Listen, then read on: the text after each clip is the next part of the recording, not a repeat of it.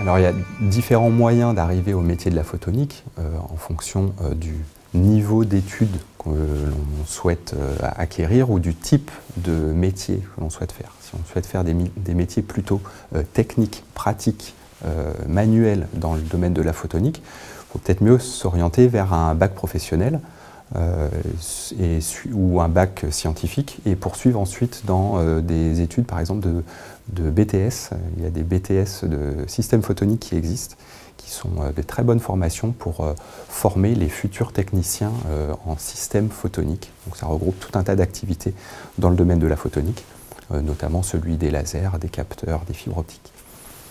Si on souhaite poursuivre vers des études alors soit plus scientifiques, soit devenir ingénieur ou chef de projet dans le domaine, quel que soit le domaine de la photonique, il faudra plutôt partir d'un baccalauréat scientifique et soit par la voie universitaire, soit par la voie des grandes écoles, viser des formations scientifiques, optiques, photoniques, laser, soit donc dans des grandes écoles qui préparent à ces formations, soit des formations universitaires.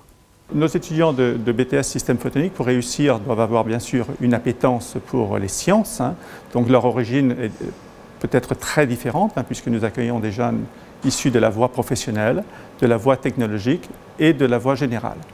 Donc des jeunes ayant au niveau de la voie générale un baccalauréat scientifique, la voie technologique principalement des jeunes issus de formations STI2D ou STL. Et au niveau de la voie professionnelle, nos jeunes viennent principalement de baccalauréat système numérique. J'ai commencé ici au lycée Félix de Dantec en seconde et j'ai fait la première, à peu près la seconde pro et le bac pro SN. Et après le bac pro SN, j'ai trouvé une entreprise en alternance, Lumibert Qiopsys, un grand spécialiste dans les lasers à haute amplitude. Et du coup, j'ai fait mon alternance avec Lumibert et toujours au lycée de Dantec. L'intérêt de l'apprentissage dans ce circuit, c'est que ça permet une intégration facile dans l'entreprise et ça me permet d'acquérir des connaissances, des diverses connaissances, c'est-à-dire des connaissances spécifiques. Et aussi, ça me permet, à la fin de mes études, d'avoir une embauche en confiance, d'être embauché en confiance. Beaucoup de nos étudiants donc, souhaitent poursuivre à l'issue du BTS système photonique. Ils peuvent poursuivre sur différentes voies, donc principalement sur une licence professionnelle. Elles sont aujourd'hui nombreuses, mais aussi on a certains étudiants poursuivre ici sur Lannion, donc à l'école d'ingénieurs, l'ENSAT. On a 400 étudiants chaque année à l'école, alors qui ne sont pas tous sur site, parce que évidemment nos étudiants se projettent aussi à l'international, mais on accueille aussi des étudiants internationaux. Et on a 85% d'étudiants ingénieurs, et le reste est dans des doctorants, donc, qui sont dans nos laboratoires de recherche ici à l'école. À l'ENSAT, on a des diplômes d'ingénieurs en informatique, photonique, système numérique, et par apprentissage informatique, multimédia et réseau. Donc pour intégrer l'ENSAT, en général, il faut avoir fait un bac général scientifique, connotation maths physique, et puis ensuite on peut aller faire des classes préparatoires aux grandes écoles, ou bien IUT, BTS, licence. Par exemple en photonique, on va surtout recruter des DUT mesure physique ou génie électrique. Pour la filière informatique, ça sera plutôt des DUT informatique, par exemple. Plus jeune, j'étais intéressée par la physique. J'ai fait un bac S en spécialité physique-chimie.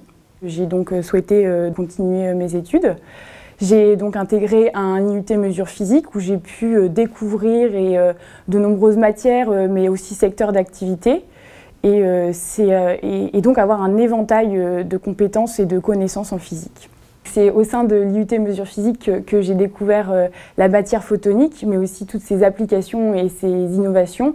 Et c'est l'ensemble de ces possibilités qui m'a poussée à continuer dans la filière photonique. J'ai commencé par faire un bac scientifique. Et donc du coup, après mon bac scientifique, j'ai intégré un DUT mesure physique à Clermont-Ferrand, où j'ai pu travailler sur plein de sciences différentes, de la thermo, de l'électronique, de la mécanique. Et après, j'ai voulu faire de la recherche, donc j'ai décidé d'essayer de rentrer en école d'ingénieur.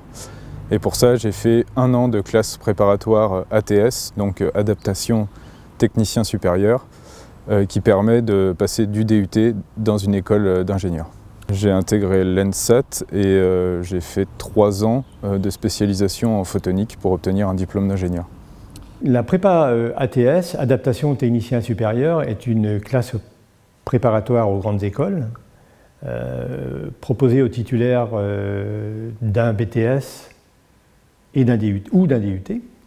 C'est une formation en 1 an, proposée dans 4 établissements dans l'Académie de Rennes, dont l'un est au lycée Félix de Dantec de Lannion. Les jeunes qui intègrent une ATS peuvent venir, ont suivi une formation menant à un BTS industriel ou un DUT à vocation industrielle. Donc ils peuvent, s'ils le souhaitent, poursuivre leurs études vers des écoles d'ingénieurs en passant par une CPGE ATS.